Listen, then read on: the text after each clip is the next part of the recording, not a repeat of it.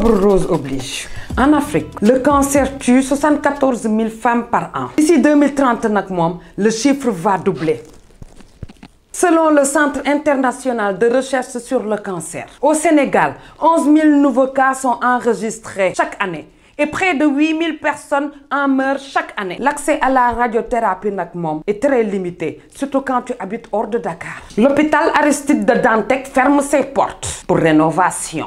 Pendant ce temps, tous les patients, allez, dors, allez, dors. Plouf, plouf, plouf. Et toi, tu vas aller à l'hôpital Grand Yoff. Toi, tu iras à Dalal Jamm. Ah bon, toi, tu n'as pas de place.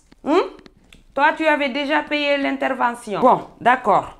C'est pas grave. Non, c'est pas grave. Le cancer attendra la fin des travaux. Accrochez-vous. Bientôt, vous aurez un hôpital flambant neuf et très grand.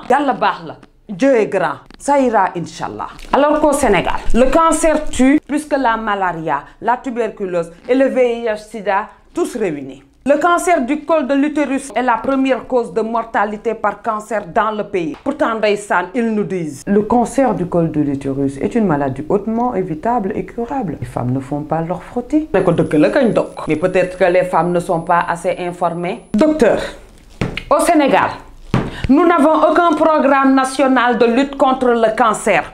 Encore moins un programme national de dépistage ou de sensibilisation. Tous les mois d'octobre, on peut compter sur la Ligue sénégalaise de lutte contre le cancer. Des milliers de femmes se font dépister, plus une mammographie offerte. Mais le reste de l'année, docteur Djelal Kafrine, seulement 5% des femmes se font dépister. Effectivement, près de 70% des malades du cancer décèdent malheureusement, souvent à cause d'un dépistage trop tardif. Et donc, ajoute à cela le prix du traitement. Wow! Un diagnostic du cancer peut coûter 3 à 4 millions de nos francs. Quand une seule boîte de médicaments peut avoisiner les 400 000 francs à renouveler chaque mois. Alors le bado, oui, l'infortuné, le besogneux comme moi, ne va pas se faire dépister par peur de découvrir une maladie dont elle n'a pas les moyens des soins. Le guérisseur du coin sera plus accessible pour elle. Voyez le temps de faire le bain mystique sur 6 mois. Le tourail qui chasse les mauvais œils et la mauvaise langue sur 3 mois. Et de boire la bouteille de coction mystérieuse et amère sur 3 semaines. C'est la douleur qui les pose le chemin de l'hôpital.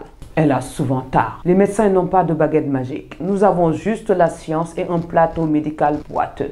Et pourtant, détecter très tôt et traiter très tôt, nous pouvons sauver jusqu'à 9 femmes sur 10 pour le cancer du sein. Nous avons droit à un plateau médical qui sauve.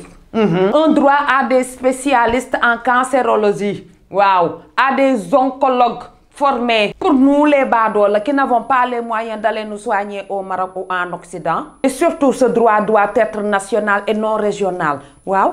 Le Sénégal ne s'arrête pas à Dakar. Que chacun puisse se soigner à côté de sa famille dans la plus grande des dignités. Oui, donc je suis au courant que la chimiothérapie est gratuite et les médicaments anticancéreux. Mais ma grand-mère disait: mieux vaut prévenir que guérir. Car quand le canari se brise, tout ce qui reste à faire, c'est de napper l'eau à même le sol.